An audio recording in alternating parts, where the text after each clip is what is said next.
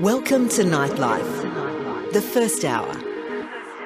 There are estimates that native forests cover about 19% of Australia's landmass, but as you'll hear, even the question of what constitutes a native forest, or indeed a forest of any kind, can be a controversial one. Aside from providing a resource for the timber industry, native forests also help provide water, a home for native species, a destination for tourists, and operate as carbon storage too. So what is their future? Our guest tonight will be exploring that question for you. Joining us is Professor David Lindenmayer, a forest ecologist with the Fenner School of the Environment at the Australian National University. Also an Australian Research Council Laureate Fellow. David, good evening to you. Welcome to Nightlife. Good evening. And from Perth, we're joined by Joe Fontaine, an ecologist and lecturer in environmental science at Murdoch University. Joe, good evening to you and welcome to Nightlife. Thank you. Good evening. Great to have both of you gentlemen here. We'll also invite some conversation from others too in 20 minutes or so. David, maybe to you first, how do you define a forest? Because believe it or not, I understand this is not a straightforward question. Indeed, it invites some controversy. Yes, it does. The concept of forest is quite a complex one because for a long time in Australia, we recognise very different kinds of structural forms of vegetation. So the shorter forms of vegetation that we call woodlands or temperate woodlands were typically trees that were maybe less than 30 metres tall with fairly open stems and an open canopy. And for many, many years we thought of those as woodlands, and then forests were typically things with tall trees, very dense canopies and closely spaced trees, somewhere between 30 to up to 100 metres tall. So some time back, perhaps about 15, 20 years ago, those definitions were kind of dissolved and we included a lot of woodland country and scattered tree country under the definition of forests. So the total amount of forest in Australia instantly overnight with a change in definition essentially went to, as you said, pretty close to 19% of the country, about 132 million hectares. Just by with a wave of the redefining wand, as it were. It was because who was responsible for this redefinition? Well, I think it was to try to create parity with other parts of the world. So, for example, if you go into the boreal forests of Canada or Russia, you can have very densely spaced trees, but in other places they're very widely spaced, and those trees can be quite short because it's very cold and the winters are very long. And a lot of the time the water's locked up in the soil, so you don't have ideal growing conditions. And we think of those as taiga forests or boreal forest, and yet they would probably only be classified as woodlands under Australian conditions. And then you go to the UK, and in the UK they don't necessarily call forests. They call it all woodland.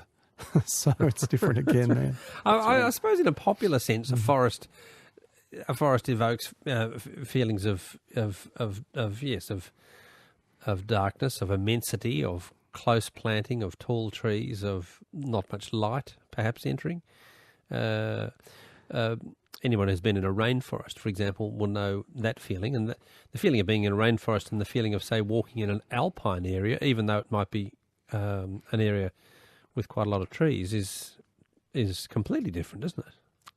That's correct. And the notion of what we think of as woodlands in our own studies over the last 20 years, for example, in what's now mostly wheat sheep country, the importance of the trees is critical, but also the spaces between the trees are also essential in terms of how those systems work. So it is quite different in terms of the dynamics between those more open wooded areas versus the taller, wetter, more enclosed kinds of places.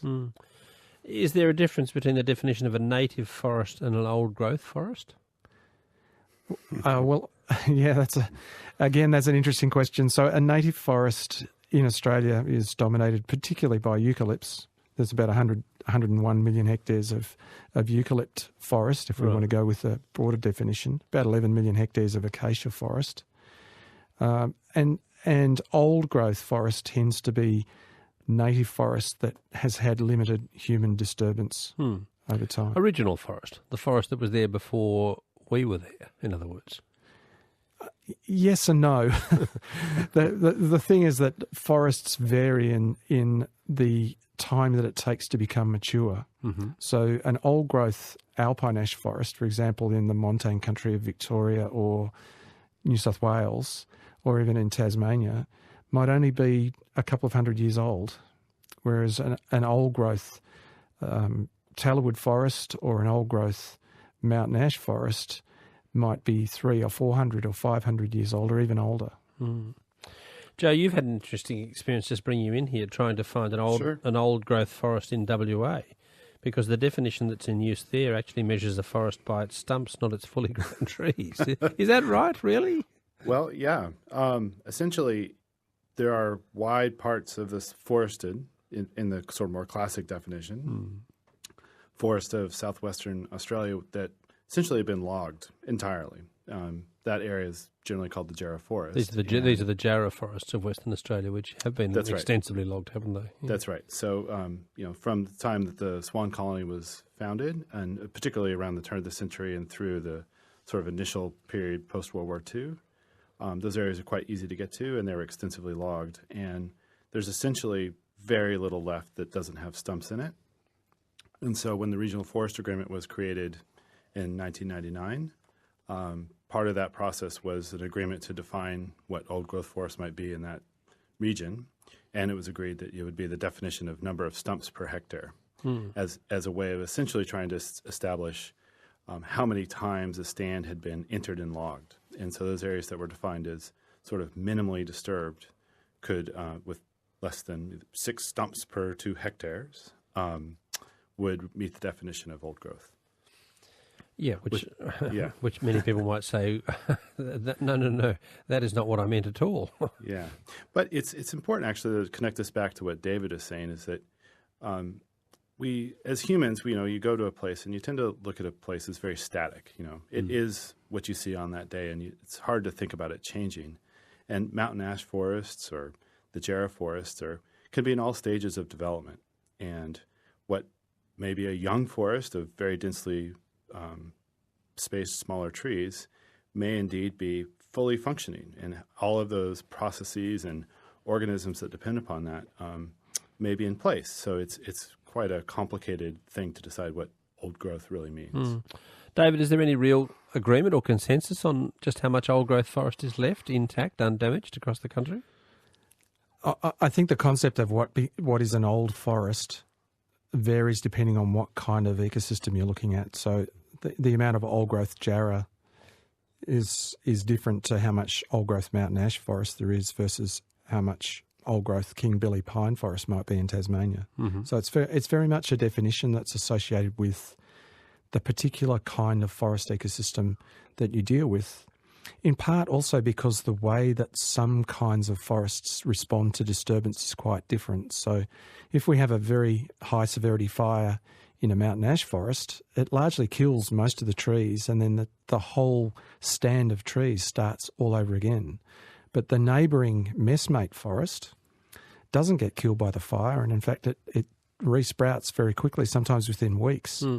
And so the trees are still surviving. And so the concept of old growth and old forest starts to become quite complicated, particularly when you begin to also look at the understory components. So we know that, for example, a 80 or a 90-year-old mountain ash forest can have 350-year-old daisy bushes and 350-year-old tree ferns underneath it. So you can have an old-growth understory within a younger growth overstory. So there's other complications that become quite important in how we think about these things. Can we talk about burning for a bit? Because this arose in an earlier discussion we had about the state of the forest industry in Australia.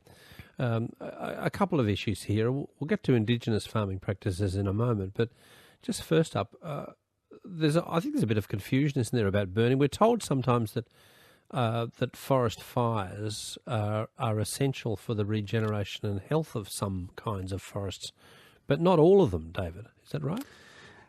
That's correct. So some of the wetter kinds of forests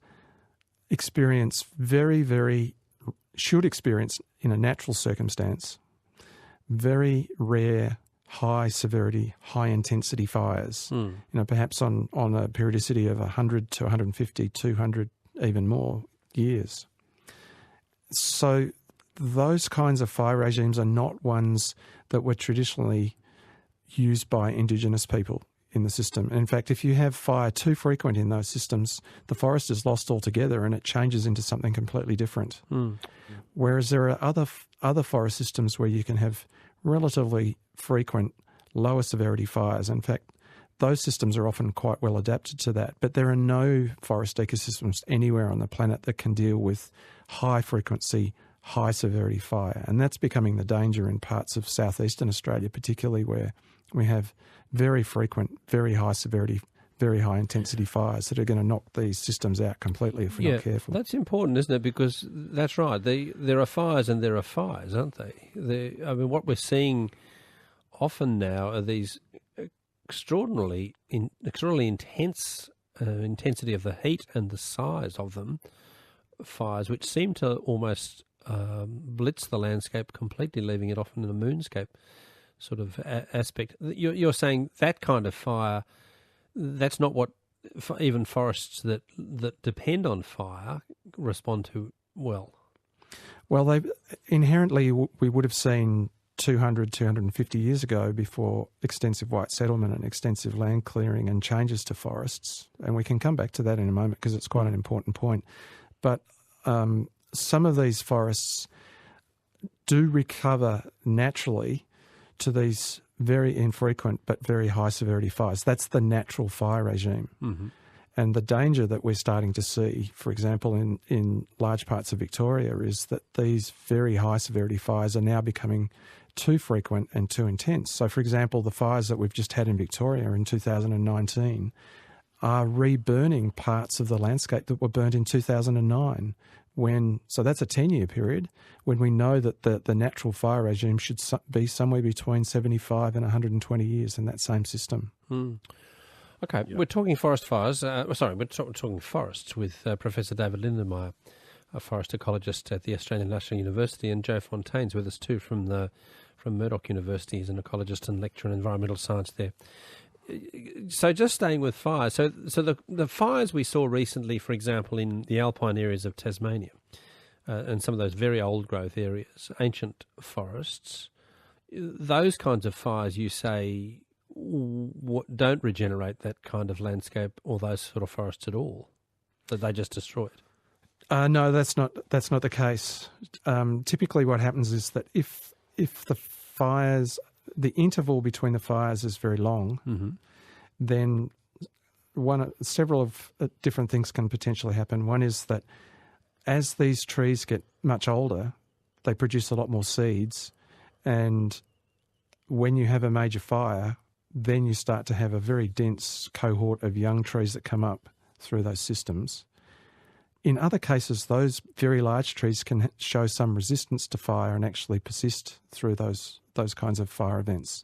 The big problem becomes when you start to have multiple fires in rapid succession. Right. Then the fire regime changes, and then the forest can change at the same time. Yeah. Can I bump in? Yeah, of course, Joe. Jump in at any time. Yeah. So what David's sort of describing is what we, as fire ecologists or forest ecologists, call the disturbance regime.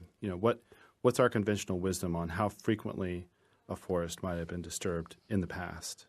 And now that we're in this period of the Anthropocene and climate change, it now becomes more a question of how has that regime changed, and is the forest, the species and fauna there, are they resilient enough to tolerate that increased disturbance rate? If you remember that song from 20 years ago, Chumbawamba, I get knocked down, but I get up again. And it's trying to sort of asking, is the forest resilient enough to recover when we begin to combine these disturbances? It might be multiple fires. It might be heat waves and drought combined with fire. And it's that sort of combination of disturbances that, like we just experienced through this past summer, that's when the worry probably grows, and we should be paying attention to see what's actually happening out there. Just back, I want to continue talking about fire, but just going back to that figure we quoted at the beginning, the 19% of Australia's landmass that's covered by native forests. Is there any I suppose we can't measure or know it accurately, but what's the estimate as to what it was when white people came to this continent? David, do you know that number? I do know that number, but I don't have it offhand. I'm sorry about that. What is it roughly? We do know that some kinds of vegetation have been extensively removed. Right. So the great scrub areas of northern New South Wales, huge. The big scrub areas have largely been extensively cleared. Essentially, huge parts of Western Victoria. But if we begin to look, if we think about what woodlands are, if we think of them as forests, then we really start to get into some serious issues. So that, when you first came to Australia, you could have walked essentially from Melbourne to Brisbane through almost continuous woodland. Really?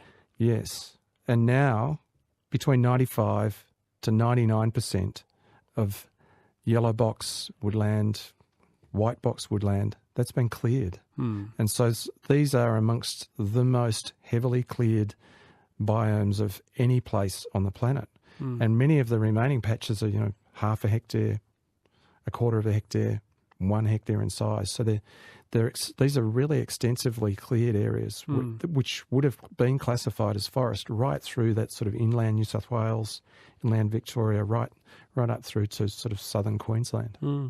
Yeah, and in Western Australia, the context is very similar.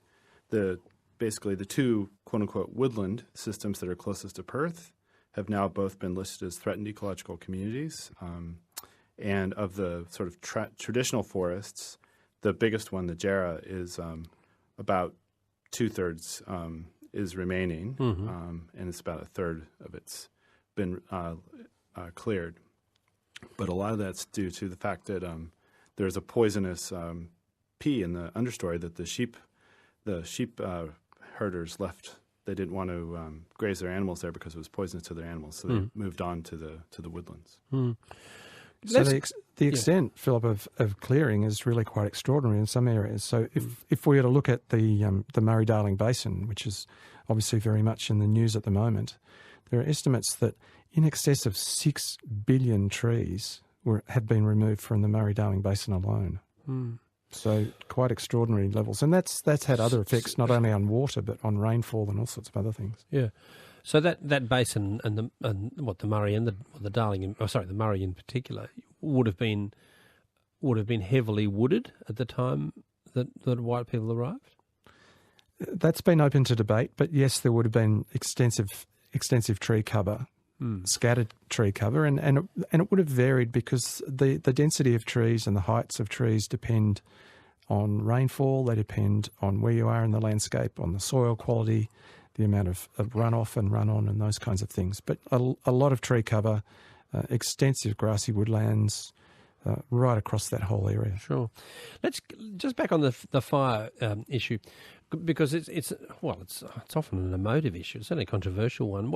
One of the arguments that's often proffered for using fire as a management system in Australian forests is that it's always been done. In particular, Indigenous fire farming practices were so some argue widespread and systematic. I mean, historian Bill Gamage has written about this extensively in one of his books and argues that the landscape was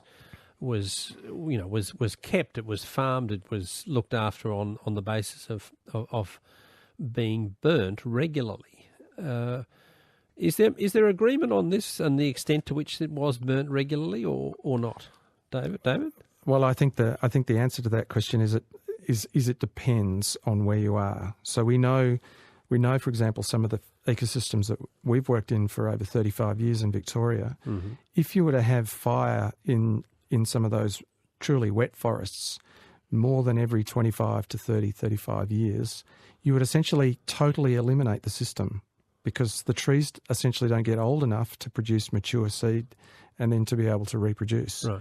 So frequent fire in those systems basically will knock out the system completely. And there are also some systems in Tasmania that would have the same kind of issue.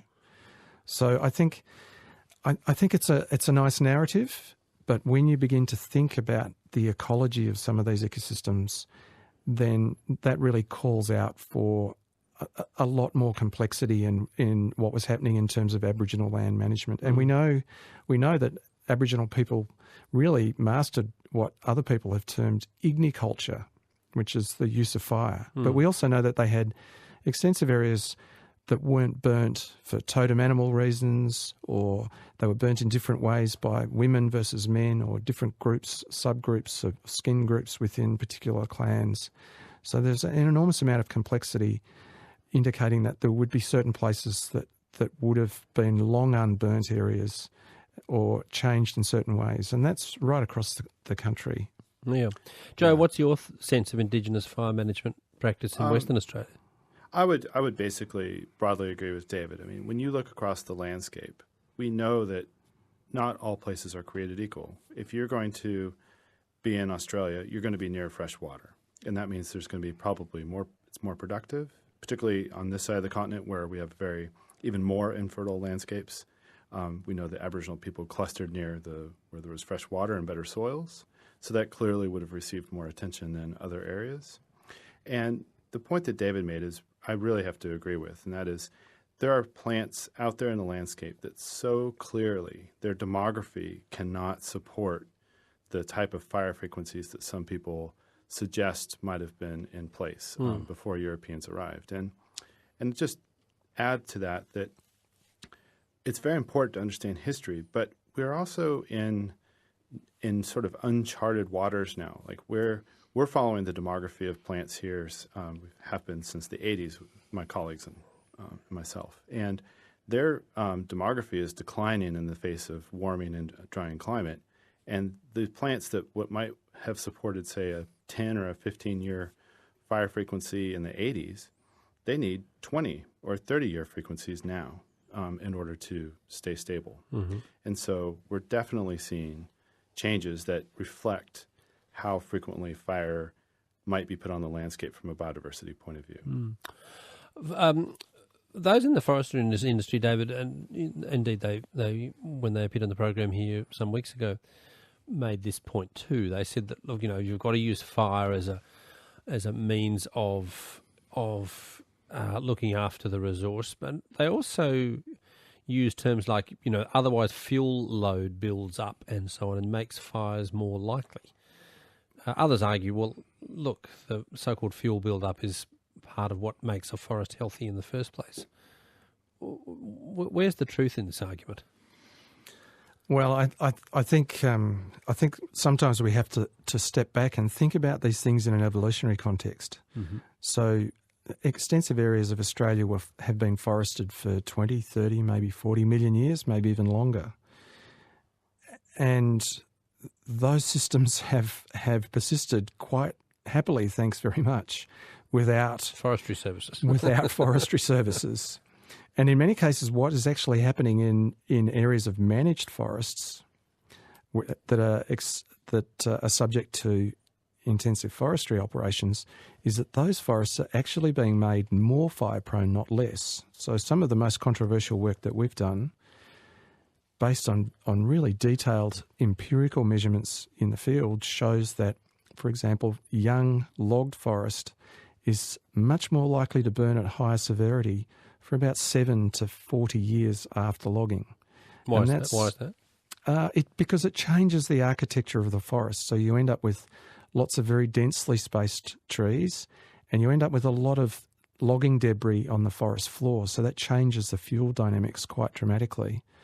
And they last for a long period of time, about another 4 decades after the logging operations have been completed. So creating landscapes with very extensive areas of very young forest right across the landscape does change the fire dynamic in a way that leads to the system being more prone to these high severity fires.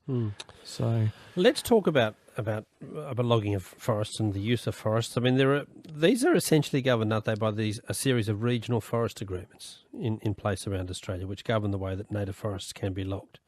And they began in the 90s. They're 20-year plans, I think, generally. That's correct. What's the stated purpose of these agreements, David? Is it conservation, or is it to manage the resource, to use a phrase that you often hear in the forest industry? It's both. So the the statement is the 20-year plans for conservation and sustainable management of Australia's native forests. So that's the basis for a regional forest agreement. And when they were first announced in 1998, Robert Hill was actually the Environment Minister at that stage, and he said that the RFAs, and I quote, "The RFAs will result in more effective management of endangered species by protecting areas of high-quality habitat, by making programs more focused and setting priorities for specific plans to protect threatened species." And then there are other parts of the remit of regional forest agreements. They were supposed to provide certainty of resource access to the industry. They were supposed to provide a basis for long-term employment and to manage all these other values of forests. And so therein is the basis for the regional forest agreements. How have they performed, in your view? I think they've been rather sad when we begin to really start to pull apart what's happened. So we can see that there's been a substantial increase in the number of threatened species. There's been an uplisting of particular species that have moved, for example, from being endangered to critically endangered. So that's the environmental side. We've also seen a significant loss of old-growth forest in some parts of the forest estate. So, for example, in Victoria, in the wet forests that we work in there, the total amount of old-growth forest is now only 1.16% of the entire forest estate, whereas at the time of white settlement it was around about 30 to 60%. But if we look at the industry itself is really struggling. So in terms of employment, there's been a catastrophic decline in the number of people employed.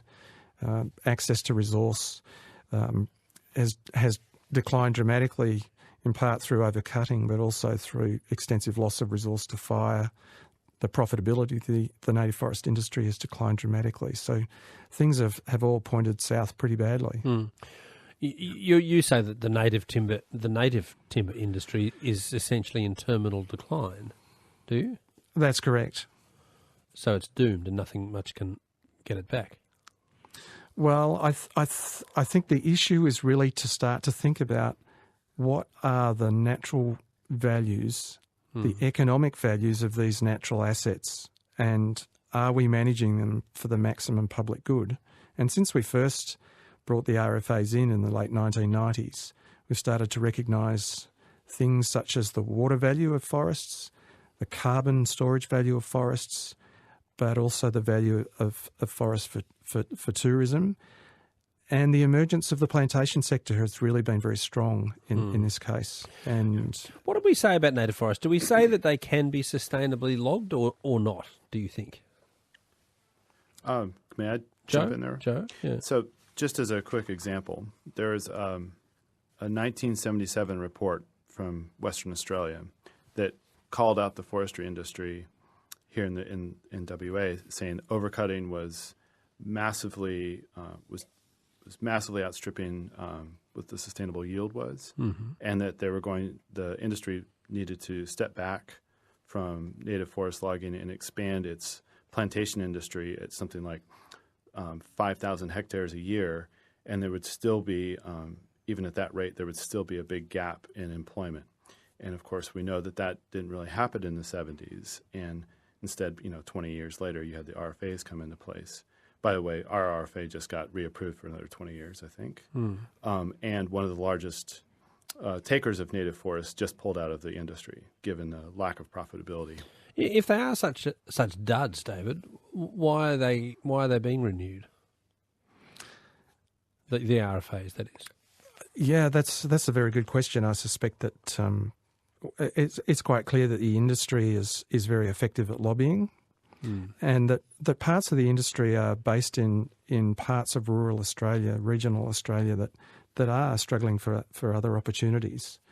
And so for many, many, many years, governments of both persuasions at the state and the federal level have looked at ways to try to subsidise these industries to keep them going. So we know, for example, for East Gippsland, that's in northeast Victoria, that the forest industry, native forest industry in that part of the state has been uneconomic for more than a decade. It loses over $5.5 million every year after the distribution of corporate overheads. So essentially the taxpayer is footing the bill to keep that going. And really what's happened in the RFAs is that the values of the natural asset itself haven't really been thought through. So we know that, for example, the value of water from the wet forests in Victoria is 25.5 times the value of the wood chips in the pulp. And that's a critical water resource for the city of Melbourne. You argue that the only reason that Perth had to build a desal plant was because of the damage done to their catchments by the impact of logging. That's for Melbourne, rather than Perth. No. Unless Joe was... well, Joe, I don't know what you say about Perth, Joe. What do you say about Melbourne, David? Well, in the case of Melbourne, we've actually done some analysis in the last few months, looking at Melbourne's largest water catchment, which is the Thomson catchment, and it's one of the few that's actually open to logging. So in the 1800s and early 1900s, the forefathers, and they were men, the forefathers for Melbourne started to work on closing up the water catchments to human disturbance to maintain not only the quality of the water so that people weren't dying of typhoid, literally, in Melbourne, but at the same time, the catchments were maximising their water yield. So the biology of this is really fascinating. So what happens is that young forest with young trees grow very rapidly and basically consume almost all of the water and transpire it into the atmosphere. So that leaves very little water to run into the water catchments to provide yield for public consumers. So it's like having a household full of teenagers cleaning out your fridge every day. So I'm sure some of your listeners would recognise that. Certainly that's what happens in our house. And so to maximise the amount of water that's produced from water catchment, you actually need the oldest forest possible. So when we began to look at this in the Thomson catchment, which is the largest water catchment that supplies Melbourne, logging of ash-type forests in that catchment actually will, by 2050, take the water equivalent to the consumption rate for 650,000 people. So the only way to make up that water shortfall is to turn on a desal plant, but that water costs $1,650 per megalitre. So the taxpayer has to foot the bill for the lost water from that water catchment, which really makes no sense when you start to compare it economically. So this is why I'm saying you need to look at the relative values of the different natural assets to be able to weigh them up in that way. Okay. You mentioned also, well, actually, Joe, just before we get to that point, I think you wanted to say something about the issue of water catchment in Western Australia too, and the impact of logging on that. It's harder to say in Western Australia because all of our forests have been logged, so we don't have any controls like David has in Victoria. But I can certainly say one of the things about the southwest of WA is that we've already had a rainfall decline since the mid-'70s of 15 to 20%. And what we've seen is a reduction in runoff of more than 75%. So our reservoirs east of Perth in the Darling Scarp have long since ceased to serve the needs of the population. And that's caused the construction of 2 desal plants and massive overuse of groundwater resources.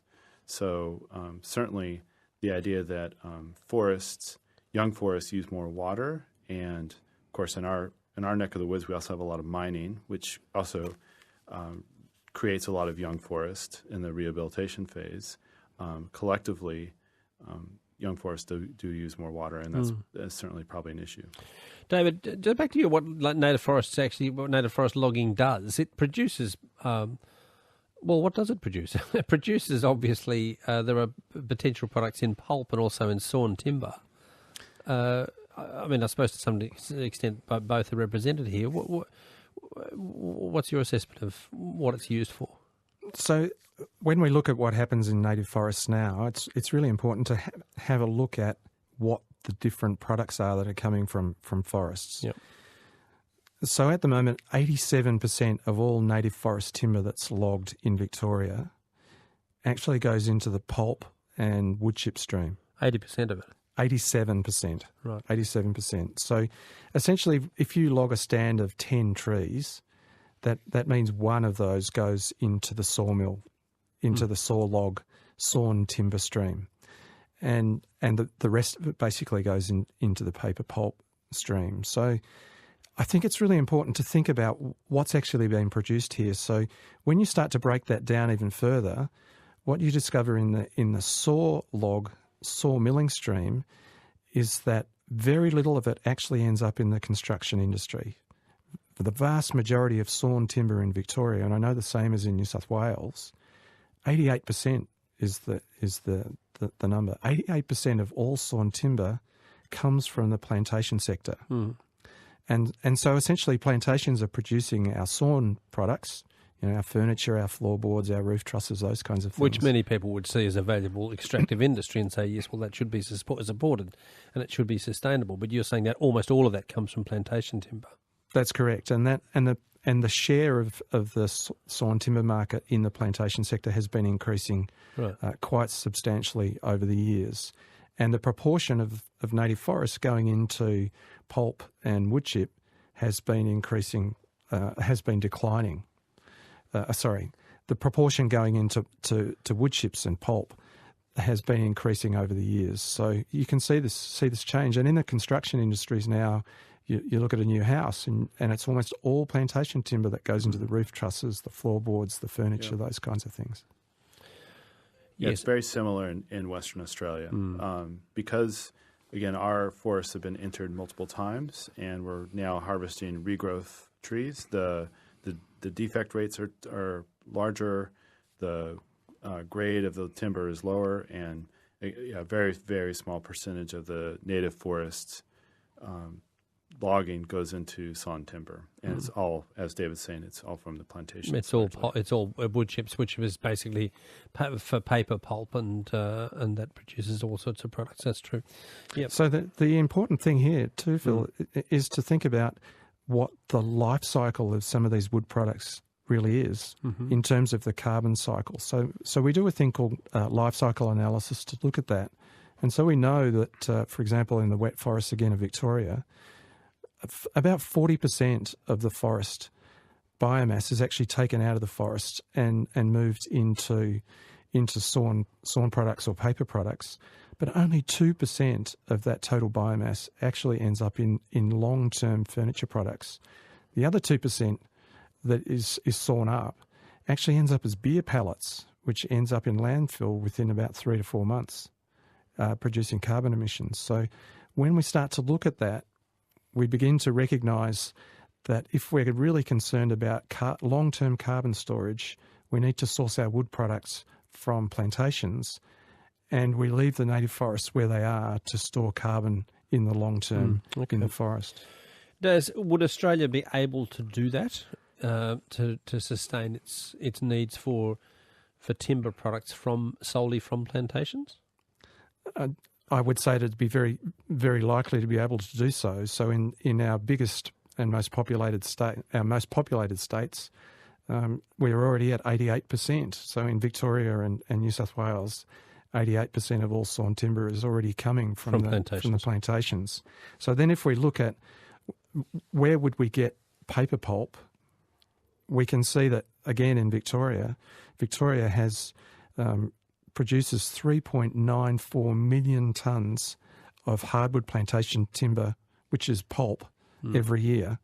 And what we do, which is absolutely insane, is we actually export 2.9 million tonnes of that out of the state, in fact, overseas.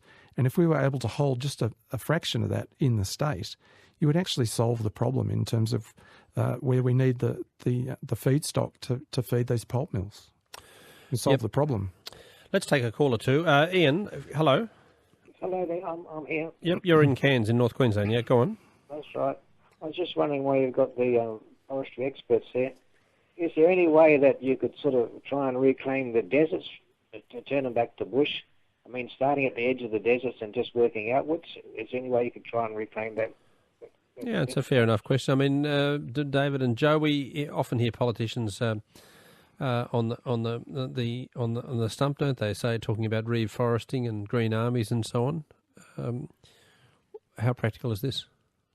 I think some of probably the most fertile ground for reforestation is looking at agricultural areas that have been abandoned and the rainfall zones that historically had trees. So here in WA, in our wheat belt, many the listeners may be aware or not aware, but we have major salinity problems.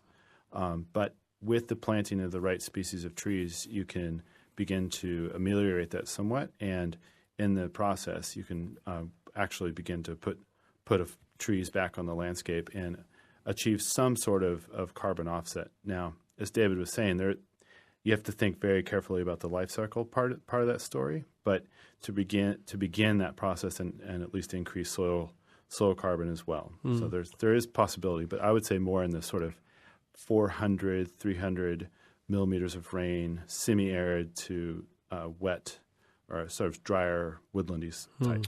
Okay. Sue, near King Lake. Are you King Lake in Victoria, Sue, are you? Yes, I am. Yep, go on. Yes, so we're facing logging here in King Lake, which is You are. pretty sad after the impact of the fires of 2009. The forest that's recovered is now being logged. There's been mountain glaciers found in the stream here, and barred glaciers found in the stream in Castella that's been logged. Just wondering what the impact will be for these fish, for these streams of the logging, and further down the line, what will the impact be for the farmers in the Goulburn Broken region? I think I'll try and take that one. David, do you want to take that one? Yeah. So for broader listeners, these things called galaxias are actually native fish, and some of them have very, very small distributions, sometimes in only a small section of a river. And so one of the key issues here is to think carefully about how much sediment ends up in a river, or how the river systems are changed by what happens in the catchment around those watercourses. So there is a need to think carefully about the impacts of logging in these neighbouring areas. And when you've got such rare and threatened animals, really the case for disturbing those environments quite close to those very threatened species is there is no case. You should not be near those kinds of areas. I did want to return just briefly to the previous caller, and that is that I think there's an enormous opportunity in parts of the farming estate on private land throughout Eastern Australia, and definitely in Western Australia too, as Joe was talking about. There's enormous value in creating shelter belts for livestock protection, for revegetating parts of farms so that they can actually become more productive. So you can have win-win outcomes where you end up with better productivity farms, better profitability, better tree cover, better biodiversity outcomes. There are ways to do that, and we have good, sophisticated science to be able to help farmers do that and put more trees back in the landscape, but actually have multiple benefits. So, there are good news stories out there if we take the science. Yeah, exactly. We sometimes think it's entirely all gloomy. I agree. Richard from Warhope. Hi, Richard. Hello, how are you? Yeah, well. I'm not sure if you two gentlemen would be aware of the town of Warhope. The town of Warhope's actually named is called the Timber Town. It's in the mid-north coast of New South Wales. Yeah, we know where it is, but go on. What's your point here?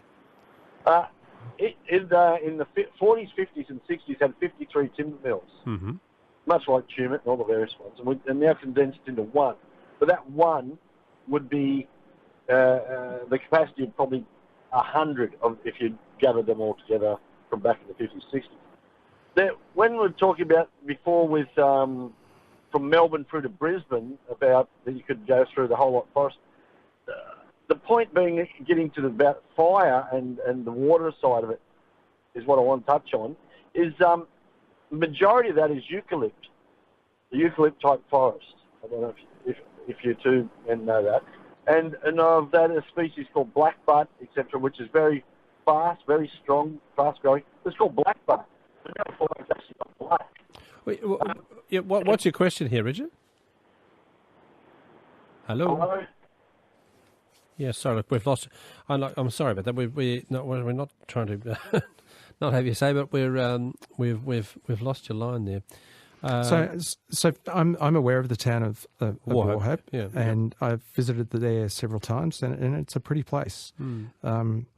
I think it's that the trend there in terms of numbers of sawmills is not unusual in large parts of Australia. In fact, all over the world. In parts of Victoria where we've worked in the 1920s, there was 241 sawmills.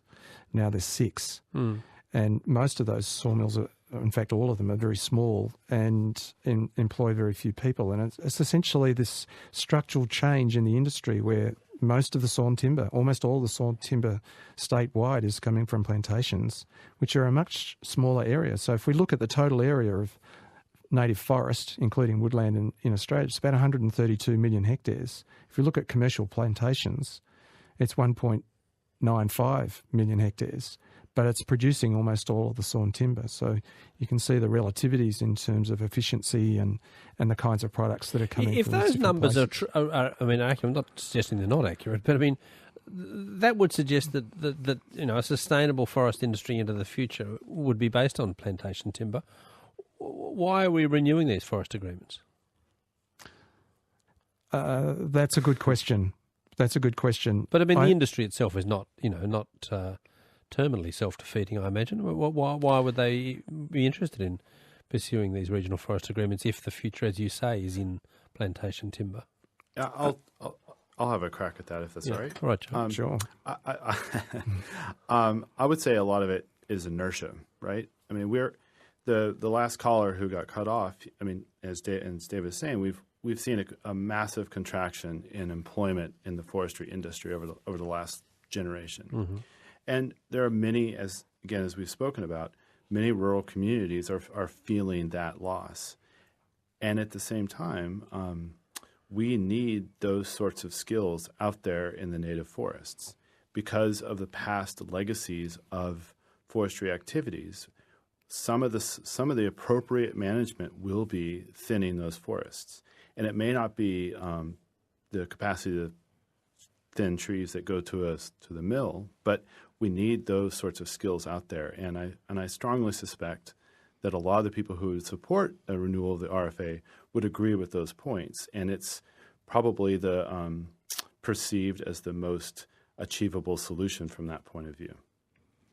I think another key driver potentially here is the development and establishment of a carbon methodology, mm-hmm. where we start to see landowners, including the general public who own many of these areas of forests, being rewarded for the carbon storage and carbon sequestration value of these forests. And you need people on the ground to be able to manage that resource. And again, some of our economic and accounting analysis shows that the value of these forests for carbon is way higher than their value for wood chips and pulp. Mm. And on that basis, when you have a group of people on the ground managing for that outcome, you can actually end up with quite a differently structured economy that's very much suited to this century, not the last one. A resource economy like New Zealand has done it, I understand, haven't they? They don't log native forests, is that right? That's exactly right. And what happened there was that the sky didn't fall in and the world didn't stop turning. What actually happened was that the plantation sector boomed, but also the tourism sector boomed. And this is actually the story in many, many parts of the world. You end up with more jobs, better jobs, longer lasting jobs in a restructured economy. And I think we just have to look at these kinds of things and recognise that there are positive ways out here that mean that we actually have more jobs and find good, truly sustainable solutions. Mm. Yep. Just quickly, Jill. Sorry, you've been waiting there. Hello? Yep.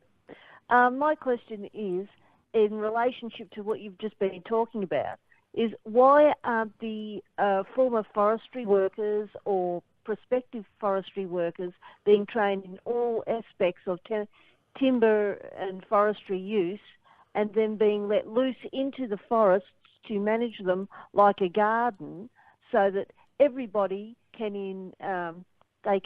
we can make sure that we keep our water resources properly, and we also manage our harvested timbers properly, so that the whole economy booms, as the gentlemen have been saying. I just don't understand why we haven't taken that up in a really big way. Instead, all these country towns are dying because forestry, all they can do is take timber out. They can't figure out a way of managing the resource because nobody wants to do anything like Fair a enough. full market resource. Thank you, Jill.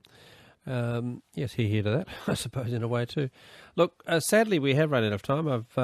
I really appreciated this conversation. Professor David Lindenmayer is a forest ecologist with the Fenner School at the Australian National University, and Joe Fontaine, an ecologist and lecturer in environmental science at Murdoch University, have been our guests tonight. David and Joe, appreciate your time. Thank you very much for that. Thank you. And thank you for the calls and texts as well. You've been listening to a Nightlife podcast. For more great conversations about the issues that impact you, as well as features on travel and food, head to the Nightlife webpage. You'll find it at abc.net.au/nightlife. You don't need to be a night owl to enjoy the Nightlife.